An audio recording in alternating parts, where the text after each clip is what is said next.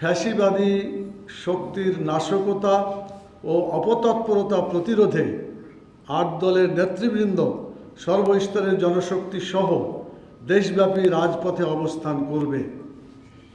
একই সাথে ফ্যাসিবাদ বিরোধী সকল দেশপ্রেমিক শক্তিকে আমরা রাজপথে নেমে আসার আহ্বান জানাচ্ছি। 14ই নভেম্বর শুক্রবার জুলাই জাতীয় সনদ বাস্তবায়ন আদেশ জারি ও জাতীয় নির্বাচনের পূর্বে গণভোট আয়োজন সহ 5 দফা দাবিতে দেশব্যাপী জেলা ও মহানগর পর্যায়ে বিক্ষোভ মিছিল অনুষ্ঠিত হবে।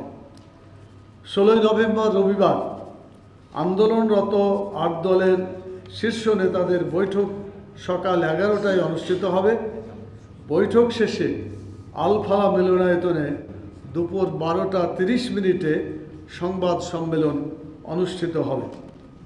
এর পূর্বে জনগণের 5 দফা দাবি মেনে নেওয়া না হলে উক্ত সংবাদ সম্মেলন থেকে প্রধান উপদেষ্টার কার্যালয় যমুনার সামনে অনির্দিষ্টকালের জন্য অবস্থানের কর্মসূচি ঘোষণা করা হবে ইনশাআল্লাহ।